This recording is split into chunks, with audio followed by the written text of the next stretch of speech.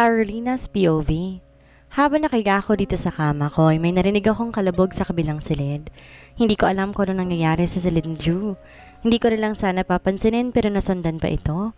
Archer, faster! May narinig akong hilinghing mula doon. Boses ng babaeng kasama kanina ni Drew. Kagad ko naman tinakpan ng tenga ko para hindi ko marinig. Bumangon ako at kagad kong hinanap ang AirPods ko. Halos i-full ko ang volume ng cellphone ko para lang di ko marinig ang ingay ng babae. Humiga ako sa kama ko at pumikit na para makatulog. Ayoko umiyak dahil may pasok ako bukas sa school. Nagising ako may mabigat na nakadantay sa dibdib ko. Nang imulat ko ang mata ko, si Drew ang bumungad sa akin. Pinagmasdan ko siya pero nung maalala ko ang nangyari kagabi, mabilis kong inalis ang braso niya sa katawan ko. Bumangon ako at pumasok sa loob ng banyo. Mabilis lang akong naligo. Pagkalabas ko, gising na siya at nakaupo sa may kama. Nakatingin siya sa akin at kagaya pa rin ng dati, seryoso at wala pa rin na kahit anong emosyon sa mga mata niya. Isasabay kita, sabi niya sa akin bago siya pumasok sa silid niya. Nagtataka ako dahil katabi ko siya natulog. Iniwan ba niya ang babae niya? Kesa mag-isip na mag-isip, mas minabuti ko na lang ayusin ang mga gamit ko. Hinintay ko siya dahil ang sabi niya sabay kaming dalawa. Mag-breakfast muna tayo, sabi niya sa akin. Nakaligo na siya at nakasuot siya ng suit. Tumango naman ako bilang sagot. Napansin ko na hindi nakaayos ang necktie, kaya lumapit ako sa kanya. Inayos ko to at binaliwala ko ang tingin niya sa akin. Na matapos ako nauna siyang lumabas ng silid ko. Habang pababa kami, nakatingin lang ako sa likod niya. Bigla siyang tumigil at lumingon sa akin. Stop staring at me, I'm not comfortable, sabi niya sa akin. Sorry, mahinang sabi ko. Nagsimula ulit siyang humakbang pababa. Di ko na siya pinagmasdan. Gusto mo ba ng kape? Nahihiyang tanong ko sa kanya. Yes, mabilis pang sagot niya sa akin. Nauna na ako sa kanya at mabilis pumasok sa may kusina. Kagad kong hinanap ang kape pero napahinto ako dahil hindi ko alam kung anong gusto niya. Kahit nahihiya ako, bumalik ako para tanongin siya. Black or with cream? Black. Mabilis ang sagot niya sa akin. Okay. Sikot ko at patakbo kong bumalik sa kusina. Medyo naiinis na ako dahil di ko alam kung may asukal ba o wala eh. Kaya ang ginawa, nilagyan ko na lamang. Paglabas ko ng kusina, nakaupo silang lahat at nakatingin sa akin. Ang tingin na para bang nais nilang maglaho na ako. Nilapag ko sa tabi niya ang tasa ng kape at umupo na ako sa tabi niya. Kumuha ko ng isang pancake at yun ang kinain ko. Na maubos ko ang isa, nagulat ako dahil nilagyan pa niya ulit ng isa pa. Di na ako nagsalita at kinain ko na lamang nilagay niyang pancake. Na matapos na ako, hinila niya na ako palabas. Ito ang unang beses na hinawakan niyang kamay ko. Gusto ko bawiin ang kamay ko pero di ko ginawa. Hinayaan ko lang siya hanggang sa nakarating na kami sa tapat ng kotse niya. Nagtaka ako dahil wala siyang driver. Siya mismo ang magmamaneho. Next time, don't put sugar in my coffee, sabi niya sa akin. Okay. Mahinang sagot ko tumingin sa labas ng bintana. What's your schedule for today? Tanong niya sa akin habang nasa biyahe kami. May class ako, 9 a.m. to 2 p.m. Pagkatapos papasok ako ng bake shop hanggang 7 p.m. Sagot ko sa kanya. Dapat nasa bahay ka na ng 9, sabi niya sa akin. Okay, sagot ko sa kanya, di na ako nagprotesta. Naging tahimik ang buong biyahe namin hanggang sa nakarating na kami sa university. Thank you sa paghatid. Ingat ka sa pagmamaneho. Muntik pa akong pumiyok. Hindi siya sumagot. Pero expected ko naman na hindi siya magre-react. Lalabas sana ako sa kotse niya pero bigla na lang niya akong kinabig at tinalikan sa labi. Di ako tumugon kahit bumitiw na siya kaagad. Ako naman mabilis lumabas sa kotse niya. Medyo nailang pa ako dahil nakatingin sa akin ibang mga estudyante. Alam ko nagtataka sila dahil may magarang sasakyan ang naghatid sa akin. Kalat na kasi dito sa school na palugi na ang negosyo ng daddy ko. Habang mga stepsisters ko buhay mayaman pa rin. At ngayon papalapit na sila sa akin. Kahit kailan kontrabida talaga sa buhay kong tatlong to. Pero hiniyaan ko na lang sila dahil sanay na ako sa mga ugali nila. Mukhang masarap ang buhay sa mansion ni Archer ah. Tanong niya sa akin. Oo nga. Sabi ko kasi kay mommy na dapat isa na lang sa atin na ipakasal doon. Di naman sa pumayag. Mukha namang walang ginagawa kay Caroline ang heartless billionaire na yun. Nakakainggit naman. Gusto ko ring maranasan ng niyahatid na isang Archer Drew Evans. Saad pa na isang bruha. Parang gusto ko silang sabihan na dapat sila na lang ang nasa kalagayan ko. Pero pinigilan ko ang sarili ko at iniwan ko na sila. Pumasok ako sa loob ng classroom namin. Carolina, absent ka kahapon. Salubong sa akin ni Miguel. Masama kasi yung pakiramdam ko eh, sagot ko sa kanya. Ganun ba? Ito pala, ginawan kita ng notes ng mga lessons kahapon. Nakangiting sabi niya sa akin. Thank you, Miguel. Nahihiya pang sabi ko sa kanya. Si Miguel naniligaw sa akin. Kahit sinabihan ko siyang tumigil na, hindi pa rin siya tumitigil. Ang sabi niya, hayaan ko na lang daw siya. Maghihintay daw siya kung kailan ko siya magugustuhan. Pero ngayon alam ko nang wala na talagang pag-asa na sagutin ko pa siya. Kasi kahit man magustuhan ko pa siya, hindi magbabago ang katotohanan na kasal na ako. Miguel, can we talk? Tanong ko sa kanya. Ano yon? Tanong naman niya sa akin. Makikiusap sana ako sa'yo kung okay lang? Sabi ko sa kanya. What is it, Car? Stop ka na. Huwag mo na akong ligawan. Bakit? Nagtatakang tanong niya sa akin. May boyfriend na ako eh. Sagot ko sa kanya. Mahal mo ba siya? Siya ba nagatid sa'yo kanina? Sunod-sunod pang tanong niya sa akin. Oo. Mabilis pang sagot ko sa kanya. Kahit ang totoo ay nagsisinungaling lamang ako sa kanya. Sige, ititigil ko na. Pero kapag sinaktan ka niya, liligawan ulit kita? Saad niya sa akin at bigla na lang akong niyakap. Di naman na ako nakagalaw agad sa ginawa niya sa akin, pero agad ko siyang tinulak dahil nasa harapan ko na ngayon si Drew na madilim ang mukha. Tiimbagang siyang nakatingin sa akin na para bang anumang oras, kakalad ka rin niya ako at sasaktan. Sorry, sabi sa akin ni Miguel. Balik na tayo sa room? Sabi ko sa kanya nang nauna na ako naglakad kaysa kay Miguel. Niligpasan ko si Drew pero di nakaligtas sa pandinig ko ang sinabi niya. Umuwi ka na ngayon din? Tumingin ako sa kanya pero wala akong emosyong nakikita sa mga mata niya. Please, hayaan mo akong pumasok sa class ko ngayon. Pabulong na sabi ko. Umuwi ka na ngayon din? Puno ng diin na utos niya sa akin. Please, I'm sorry. Pero wala naman akong ginagawang masama. Nag-usap lang kami. Paliwanag ko sa kanya. Na magkayakap? Ano bang number 1 rule ko? Tiimbagang pang tanong niya sa akin. Sorry, please? Carolina, may problema ba? Biglang tanong ni Miguel sa akin. Wala, nagtatanong lamang siya. Huwag mo kong sawayan dahil kakalad ka rin kita pa uwi. May diing sabi niya bago siya naglakad, papalayo sa akin. Hindi ko na alam ang gagawin ko. Kapag sinaway ko siya, alam kong magagalit siya sa akin pero kailangan kong pumasok ngayon. Bahala na. Tatanggapin ko na lamang ang galit niya sa akin. Bumalik ako ng classroom namin pero nagulat ako dahil bigla na lang akong pinatawag sa dean's office. Kinakabahan man, pumunta pa rin ako. Pagpasok ko, bumungad sa akin ang aking asawa na nakaupo sa may couch, nakatingin sa akin. Lumabas ang dean at kami nilang dalawang naiwan dito. Lumapit pa siya sa akin. Napapikit ako dahil handa na akong magpasampal sa kanya, pero hindi niya ako sinaktan. Hinawakan lang niya ang pangako. Ang pinakaayaw ko sa lahat ay ang hinahawakan ng pag-aari ko. Ayusin mo ang gamit mo at umuwi ka na. Sabi niya, sabay bitiw sa pangako. Please, hayaan mo ako mag-aral. Aaminin ko, manliligaw ko si Miguel pero pinapatigil ko na siya. Dahil ayoko nga magalit ka sa akin. Nakikiusap ako, hayaan mo ako mag-aral. Umiiyak pang sabi ko sa kanya. Umuwi ka na. Malamig pang utos niya sa akin. Parang awa mo na kahit ito lang. Hayaan mo ako mag-aral, nakikiusap ako sa iyo, sir. Parang awa niyo na po. Tatanggapin kong lahat ng galit niyo sa akin kahit na araw-araw mo pa akong saktan. Hayaan mo lang ako mag-aral. Pagkatapos ng 1 taon, ibibigay ko na ang buong buhay ko sa'yo. Lumuhod ako habang nakikiusap sa kanya. Tumayo ka dyan at umuwi na tayo. Huwag mong hintayin hilahin pa kita palabas. Saad niya at iniwan ako mag-isa dito sa opisina ng dean. Pinunasan kong luha ko at mabilis bumalik sa room ko para kunin ang mga gamit ko. Ano nga bang magagawa ko? Wala naman akong kayang gawin. Dumiretso ako sa parking lot. Pagpasok ko, naupo lang siya sa backseat ng kotse. Sa bahay tayo. Utos niya sa driver niya. Habang nasa biyahe kami, para ako mabibingi dahil lahat ng kinakausap niya, sinisigawan niya. Pagdating namin sa bahay, kinaladkad niya ako papasok ng silid ko. Sir, please. Para saan ang pakiusap mo? Para pumasok sa school at makipagkita sa lalaki mo? Sigaw niya sa akin. Ano bang dapat kong sabihin sa'yo para paniwalaan mo ko? Hindi ko siya lalaki, hindi ko siya gusto. Umiiyak pang sagot ko sa kanya. My decision is final. Dito ka lang. Hindi ka po pwedeng umalis ng bahay. Alam ko na alipin mo ko at alam ko rin na wala akong karapatan humiling sa'yo. Pero sana pagbigyan mo ko. Ito lang ang nais ko. Kahit ito lang. Ito lang ang gusto mo? Hindi ako hihiling ng sobra o kahit ano. Hindi ako kukuha ng kahit ano sa'yo. Tahing ito. Umiiyak na sabi ko sa kanya. Pag-iisipan ko. Sabi niya sa akin at lumabas na siya. Inabol ko siya pero nakalock ang pinto. Hindi ko mabuksan. Pinipilit ko hilahin pero nakalock sa labas. Palabasin mo ako dito? Gagawin ko naman lahat ng gusto mo eh.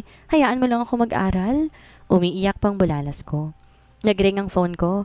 Si Daddy ang tumatawag kaya't mabilis ko na tong sinagot. Daddy, tulungan niyo po ako. Ayoko po dito, please, Daddy. Umiiyak pang sabi ko sa kanya. Ano bang ginawa mo? Bakit pa pinagtak sila ng asawa mo? Hindi mo ba kami naisip? Ang stepmom ko ang nasa kabilang linya. Wala po akong ginawang mali. Maniwala po kayo sa akin, tita. Kahihiyan lang at problema ang dala mo sa pamilyang to. Wala ka talagang silbi. Dapat ginagawa mong lahat para mahalin ka ni Mr. Evans. Kailangan natin ng pera niya. Boba, wala kang silbi, kaya magtiis ka dyan. Sigaw niya sa akin bago niya pinatay ang tawag. Nakaupo na lang ako sa mga narinig ko mula sa kanila. Ganito ba? Wala pa rin ba akong silbi para sa kanya? Ginagawa ko naman ang lahat. Kahit ayoko, ginagawa kong makakaya ko para sa kanila. Masama pa rin ba akong anak? Masama pa rin ako?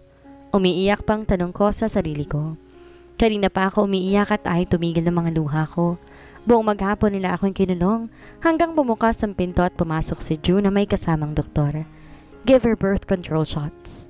Utos niya sa lalaki. Maganda itong misis mo, bro. Bakit ayaw mo magkaanak sa kanya? Kung ayaw mo, ako na lang ang do your job, Nico. Ito naman, parang di mabiro. Next time sa klinik mo na siya papuntahin para naman makapagkwentuhan kami. Nakangisi pang sabi ng lalaki. Nico, ito na nga masyadong galit.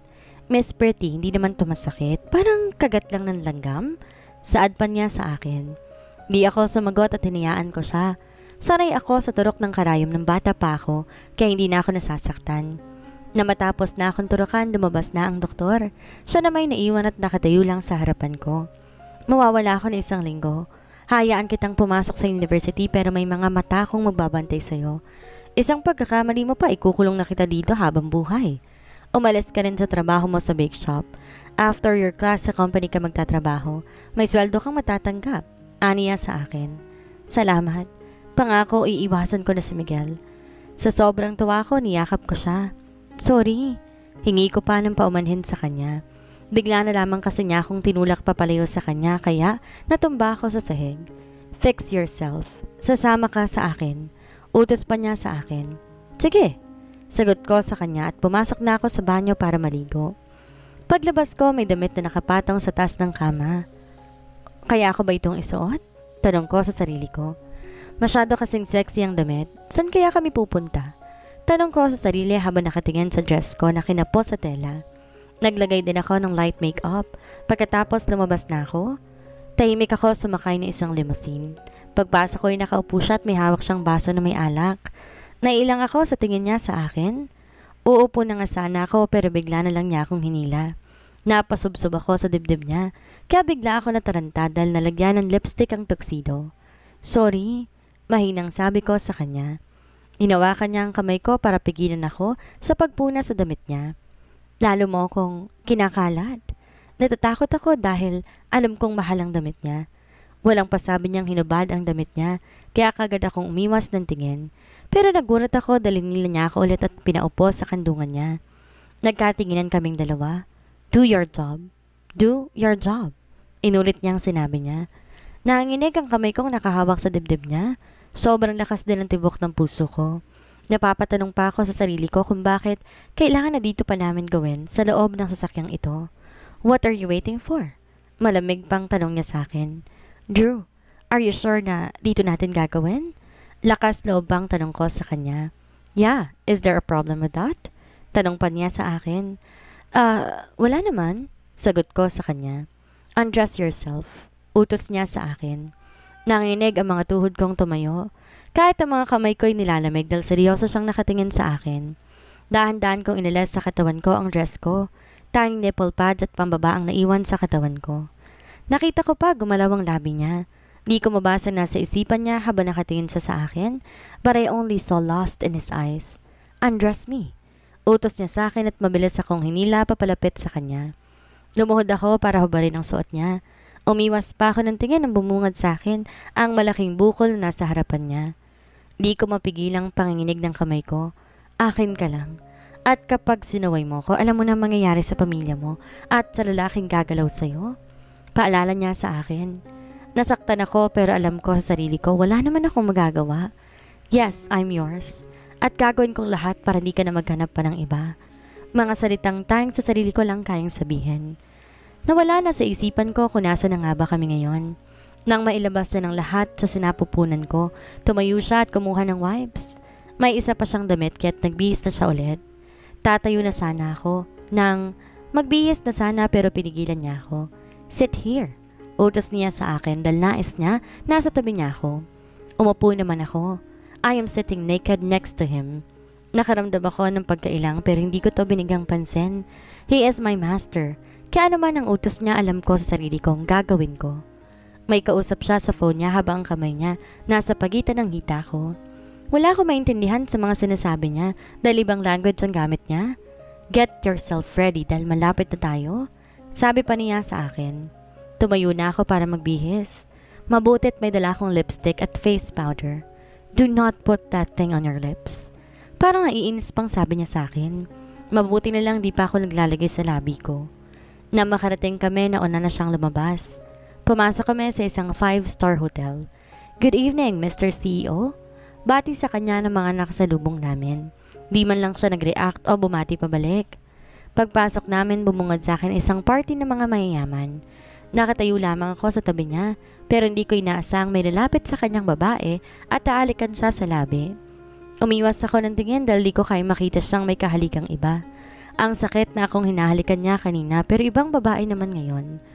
Umiwas ako ng tingin pero nagulat ako dahil bigla akong hina ni Drew papalapit sa kanya. Hinayaan ko na lamang siya. Ramdam ko ang palad niya sa likod ko. Nakatingin sa akin ng babae na humalik sa kanya kanina at para niya akong kakainin ng buhay. Who are you? Nakataas ang isang kilay na tanong niya sa akin. She is my new employee. Si Drew na ang sumagot. Really? She's so lucky dahil sinama mo pa siya dito. She needs to do her job. Mariing sagot ni Drew. And what kind of job? To be your fubu? Based on her appearance, she's like a trash or she is your new maid. Natatawa pang tanong ng babae. Yumuko ako dahil ayoko makita ang mata niya. Alam ko ang nasa isipan niya, kaya mas nakaramdam ako ng panliliit sa sarili ko. Masakit ang mga lumabas sa bibig niya. It is none of your business, Lucille. Okay, fine. Pero ipangako mo sa akin ako pa rin ang papakasalan mo. Enjoy your toy dahil magiging madamot na ako sa susunod. Saan nito tinalikan ulit sa labi si Drew.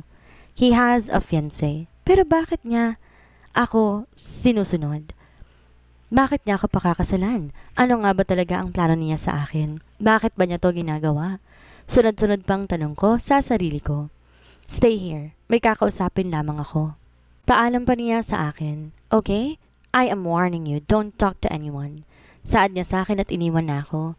Nakakapit sa braso niya si Lucille. Ako naman nakatingin lang sa kanila. Umatras ako at tagtago sa madilim na parte ng venue. Tahimik lang ako nakatayo at nakamasid sa kanya. Halos lahat ng mga babae ay nakatingin sa kanya. Sino bang di magkakagusto sa katulad niya? Isa sa pinakamagaling at mayaman na businessman. Higit sa lahat makisig siya at gwapo. Kaya lahat ng mga babae talagang bibigay ang sarili nila sa isang katulad niya. Pero kung ako ang tatanungin, mas gugustuhin ko nang di siya makilala. Pero eto ko, nandito ako at kasama ko siya. Nagugutom na ako pero nahihiya naman akong kumuha ng pagkain. Di ko na rin makita si Drew. Naglakad na lang ako papunta sa restroom para umihi pero paglabas ko, may lalaki ako nakabangga. Sorry miss, nakangiti pang sabi niya sa akin. Di ko siya pinansin at naglakad na ako pabalik sa loob. Pero nagulat ako dahil bigla na lang niyang nilagay sa balikat ko ang coat niya. Kaya huminto ako. Sa tingin ko kasi nilalamig ka. Use my coat. Don't worry, I'm harmless. Nakangiti pa rin sabi niya sa akin. He looks nice at gwapo rin siya. Sa tingin ko mas matanda siya sa akin. He is right. Nilalamig ako dahil sa damit ko. Pero alam ko ang mangyayari kapag tinanggap ko ang coat niya. Kaya't mas pipiliin ko na lamang tanggihan siya. Thank you for your concern pero hindi ko ito matatanggap. I'm sorry pero okay lang ako. Saad ko sa kanya takmang huhubarin ko na ang coat niya na bigla pa ako nagulat. What is the meaning of this? Sigaw sa akin ni Drew. Nilalamig siya bro kaya pinahiram ko ng coat ko. Ang lalaki nang sumagot kay Drew. Inalis niya ang coat sa katawan ko at tinapon niya ito. Ako nahihiya sa ginagawa niya pero wala akong lakas ng loob na ipagtanggol ang lalaki. Let's go home now? Galit na sad niya sa akin sabay kaladkad sa akin palabas. Bro, you're hurting her. Mind your own business, Lau. Mariing sad ni Drew sa lalaki. But I'm warning you. Halatang galit na siya sa lalaki. Sorry po sir. Okay lang po. Salamat po sa concern ninyo. Lakas loob pang saad ko sa lalaki. Drew, nasasaktan ako. Parang naiiyak pang sabi ko sa kanya. Masasaktan ka talaga? Hindi ka talaga nakikinig sa akin? Saad niya sa akin at pabalya akong pinasok sa loob ng limousine. Pero wala naman akong ginawang masama. Siya ang naglalagay na lang bigla sa balikat ko ng coat niya. Bakit pagalit ka? Hindi ko nga siya kilala Umiiyak pang sabi ko sa kanya. He touched my property. Sa'yo lang naman ako Sayong sayo lang. Sa tingin mo ba, may kaya kong gawin para sa sarili ko? Hindi ako aalis. Hindi ako tatakas sa tigit sa lahat. Hindi kita lolokohin. Umiiyak pang sabi ko sa kanya. Tumingin ako sa kanya at kagaya pa rin ng dati. Wala pa ring emosyon ng mga mata niya. Galit lang talagang laging nakikita ko sa mga mata niya. Ano ba talaga ang balak mo sa akin? Bakit mo pa ako pinakasalan kung may fiancé ka naman pala? Wala kang karapatan na magtanong sa akin? Natameme ako sa sinabi niya. Tama siya. Nakasulat yan sa kontratang pinirmahan ko. Yumuko ako at dahandang umupo sa sahig at tahimik na umiiyak. Sawayin mo ako? O gawin mo mga ayaw ko, malilintikan ka sa akin. Lalo na ang daddy mo. Pagbabanta pa niya sa akin. May tanong ako sa'yo. Lakas loob bang tanong ko sa kanya. Hindi siya sumagot at nakatingin lamang siya sa akin. Sa tingin mo ba mahirap akong mahalin? Wala bang pag-asang magugustuhan mo ako? Sana kahit di mo ako magustuhan, itrato mo naman akong tao. Bigyan mo naman ako ng kahit konting kalayaan. Hindi kita lolokohin o gagawa na masama. Sabi ko pa sa kanya. You want me to answer your question? And my answer is no. Sa tingin mo ba mamahalin kita? You're not my type. Pinagtsatsagaan lang kita para naman masulit kong perang nawala. Ang bahay niyo nga sana ang kukunin ko But your father offered me his own daughter. Nagmakaawa siya na ikaw nalang ibabayad niya sa akin. Sagot niya sa akin na dumurog ng husto sa puso ko. Di na ako nagsalita pa dahil sapat na sa akin lahat ng mga sinabi niya. Ang sakit lang na marinig na ipinambayad ako ng sarili kong ama sa lalaking pinagkakautangan niya. Ang ama na dapat pumoprotekta sa akin. Ang siyang ama na hinayaan akong magdusa at masirang buhay ko. Di ba talaga ako importante sa kanya? Hindi ba niya ako mahal? Tanong ko sa sarili ko. Do you want to know the exact amount na hiniram ng tatay mo? Magkano? 20 million. Mabilis na sagot niya sa akin. Para kung pinagbagsakan ng langit at lupa sa narinig ko. Kaya pala ganito siya kalupit sa akin. Sa laki ng halagang kinuha sa kanya ng daddy ko, kulang pa nga siguro ang buong buhay ko para maging bayad kay Drew.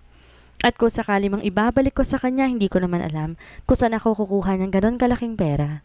Now tell me, are you worth it for my money? Tanong niya sa akin. Di ko alam kung tama ba na ako ang naging kabayaran sa'yo. Pero sisikapin kong maibalik sa'yo ang pera na yon. Hayaan mo lang ako magtrabaho at mag-ipon. Sabi ko sa kanya. Mag-iipon? Magtatrabaho? Sarcastic siyang tumawa. Alam ko na imposible pero susubukan ko pa rin. At kailangan ko pa rin kumbinse ng sarili ko na dapat hindi ko siya mahalin. Na sana hindi ko siya matutunang mahalin. Maghihintay ako dumating ang araw na maging malaya ako sa kanya. Hindi na kami nag-uusap na dalawa sa biyahe. Pagdating namin, kagad akong umakyat sa room ko. Nasaktan ako sa mga sinabi niya sa akin. Wala sa sariling tinawagan ko si daddy. Di niya sinasagot. Kung sa bagay, ano naman ba nga asahan ko? Kung totoo nga ang sinabi ni Drew na siya mismo ang nag-alok sa akin para maging pambayad sa utang niya. Umiyak ako ng umiyak para naman mabawasan ang sakit na nararamdaman ko sa dibdib ko. Sobrang sakit na pamilya ko at sarili kong amang naging dahilan ng paghihirap ko. Sa lahat ng ginawa niya sa akin, ito ang pinakamatindi sa lahat. Wala ako naging reklamo sa lahat ng mga ginagawa niya. Kahit hindi niya ako sinuportan sa pag-aaral ko, never ako nagalit sa daddy ko, pero ngayon, hindi ko alam dahil galit na ako sa kanya. Mommy, mahal ba talaga ako ni daddy? Tanong ko sa kawalan. Iniyaan ko na lang ang sarili ko na mapagod kakaiyak. Kinabukasan, maaga pa akong gumising para pumasok ng school. Tumambay ako sa library hanggang sa hindi ko na malayan. Nagising lang ako sa lakas ng bell. Pagpasok ko sa loob ng classroom namin, umiwas na ako kay Miguel. Di ko siya pinapansin hanggang sa matapos ng klase ko. Miss Ruby, sorry po kung absent ako ng mga nakaraan. Okay lang. Nag-alala nga ako sa'yo eh. Akala ko kasi di ka na talaga papasok. Sabi niya sa akin. Nagkatrangkaso po ako. Pagsasinungaling ko sa kanya. Hanggat maaari itatago ko ang nangyayari sa akin. Ayoko na may ibang nakakalam sa pinagdaraanan ko. Okay ka na ba ngayon? Tanong niya sa akin. Opo. Mabilis sasagot ko naman sa kanya. Pero kapag di ka pa okay, magpahinga ka na lang muna. Nakangiting saad niya sa akin. Salamat po. Ito ang gusto ko sa boss ko. Sobrang bait niya at halos lahat sila ay mababait. Kahit mayaman sila, namumuhay lang sila ng payak. Ilang oras lang naman ang trabaho ko at nag-commute na ako pa uwi. Pagdating ko, nagulat pa ako dahil sinampal ako ng mommy ni Drew. Napahawak na lamang ko sa pisngi ko. Bakit ngayon ka lang? Galit pang tanong niya sa akin. May pasok po ako sa trabaho ko. Mahinang sagot ko sa kanya. Trabaho? Ang trabaho mo dito sa bahay, hindi mo ba ako naiintindihan? Sa tingin mo ba libre ang pagpapatira ko sa'yo dito? Sa tingin mo ba kayang bayaran ng katawan mo ang 20 million na inaksaya ng anak ko sa'yo? At kahit buong buhay ka pang maging katulong, hindi mo yun mababayaran sa amin? Pasalamat ka dahil pinayagan ka pa rin ng anak kong mag-aral. Aniya sa akin. Sorry po. Umingi ako ng paumanhin para di na siya magalit sa akin. Dumayos ka na sa harapan ko. Maglinis ka ng lahat ng banyo. Sigaw niya sa akin. Tumakbo ako paakyat sa silid ko para magbihis. Pagkatapos isa-isa kong nilinis sa mga banyo. Kumakalam ng sikmura ko pero tiniis ko hanggang sa natapos na ako. 12:00 mahigit na ako natapos. Wala na akong lakas para bumaba kaya't bumalik na lang ako ng silid ko para magpahinga na. 1 linggo ko nang di nakikita sa Drew at sa loob ng 1 linggo naging mas mahirap para sa akin. Ang pakisamahan ng pamilya niya. Pagod na ang katawan ko. Halos sa akin na nila pinapagawa ang mga gawain na dapat ako ay sa mga katulong pero pinipilit at tinitiis ko pa rin para lang makapasok ako sa school at sa bake shop. Minsan sa school na ako umiidlip dahil laging kulang ang tulog ko. Carolina, are you okay? Namumutla ka na. Biglang tanong sa akin ni Miguel. Okay lang ako. Sige, mauna na ako sa'yo ha. Paalam ko sa kanya at palabas na ako sa gate para umuwi. Wait! Please Miguel, wag mo na akong kausapin. Sabi ko sa kanya. Nag-aalala lang ako sa'yo. Mahinahong sagot niya sa akin. Di ko kailangan ng pag-aalala mo, sorry. Pero mas magandang wag mo na akong kakausapin. Mas makakabuti sa ating dalawa. Sabi ko sa kanya at naglakad na ako palayo sa kanya. Gano'n na lang ba yun? May nagawa ba akong mali? Bakit ganito ang pakikitungo mo sa akin? Mahal kita at alam mo yun. Tinanggap ko na hindi mo ako gusto pero ngayon ako at di ako kausapin, sobra na. Masakit, Carolina. Kaya ko maging kaibigan mo pero ang layuan mo hindi ko kaya. Sabi niya bigla na kinatigil ko. Sorry Miguel, yun lang ang tanging nasabi ko. Ano bang dapat kong sabihin sa kanya? Sorry dahil may asawa na ako at malalagot ako kapag sinaway ko siya? Gustuin ko man ipagtapat sa kanya ang totoo, ayoko naman siyang madamay sa galit ni Drew. Mabilis ako pumara ng jeep pauwi sa mansyon. Pero di ko inaasahan ang bubungad sa akin. Nakauwi na pala si Drew. Nakatingin siya sa akin na wala pa ring emosyon. 1 linggo man ang dumaan, wala pa rin nagbago sa kanya. Pack your things. Sasama ka sa akin? Malamig na utos niya sa akin. Di ako sumagot at tumakit na ako. Kagad ako nag-impake pagkatapos ko'y binuhat ko ang maleta ko pababa. Masamang tingin kagad ang binigay sa akin ng mommy niya. Alam ko na nais niya ako manatili dito para pahirapan ako. Bakit kailangan niyo pang lumapit anak? Dito na lang kayo. Tanong niya sa anak niya. Masyadong malayo sa office at napapagod ako sa biyahe. Sagot ni Drew sa mommy niya. Ganun ba anak? Bakit isasama mo pa tong babae mo? Ano bang balak mo sa kasal ninyo ni Lucille? Mom, let's not talk about it. Pagod ako at gusto ko magpahinga. Sabi niya at mabilis ako hinila palabas ng manson. Panay pa rin ang salita ng mommy niya pero dito pinansin ni Drew. Siya ang nag-drive ng kotse niya at kagaya pa rin ng dati, tahimik lang kaming pareho. Nakarating kami sa isang sikat na condominium. Tahimik lang ako nakasunod sa kanya. Bumungad sa akin isang magandang unit. Tinuro niya magiging silid ko pero nagulat ako dahil sa silid niya ako pinapasok. Nagtataka man di na lang ako nagtanong. May gusto ka bang iluto ko? Tanong ko sa kanya. None. Mabilis na sagot niya sa akin. Okay. Mahinang saad ko. Aalis ako at di ko alam kung anong oras ako uuwi. Saad niya sa akin at lumabas na sa silid niya. Nang makaalis siya, inikot ko ang buong condo unit niya. Nakalak ang ibang silid kaya't siguro doon niya ako pinatuloy. Pero dahil ayokong makasama siya sa isang silid, nilabas ko ang gamit ko at nilagay ko sa storage room. Nilinis ko to na maayos at taglatag ako ng kumot at ng unan. Malaki to at kasya ko. Nagluto lang din ako ng pagkain ko. Kahit sobrang sama ng pakiramdam ko, pinilit ko pa rin asikasuhin ang sarili ko. Hindi ako po pwedeng magkasakit dahil walang mag-aalaga sa akin. Kailangan ko pa rin mabuhay kahit gaano pakihirap ang pagdaraanan ko. Uminom ako ng gamot. Pagkatapos natulog na ako. Nang magising ako ay sobrang nilalamig ako. Hindi ko alam kung anong gagawin. Mas binalot ko pang sarili ko ng kumot. Alauna na pala na madaling araw nang tumingin ako sa orasan at di pa nakakauwi si Drew. Pero nagulat ako sa pagdating niya. "Where are you?" sigaw niya. "Malilintikan ka talaga sa akin. Subukan mo akong layasan, papatayin ko ang daddy mo." "Nandito ako." Nauutal pang sagot ko sa kanya dahil takot ako sa sinabi niya. "What are you doing there?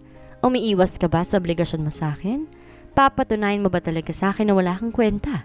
Galit na tanong niya sabay hila sa akin patayo. Lalo ko nahilo sa ginawa niya sa akin, kaya napapikit na lamang ako. "What the? Bakit ang init mo?"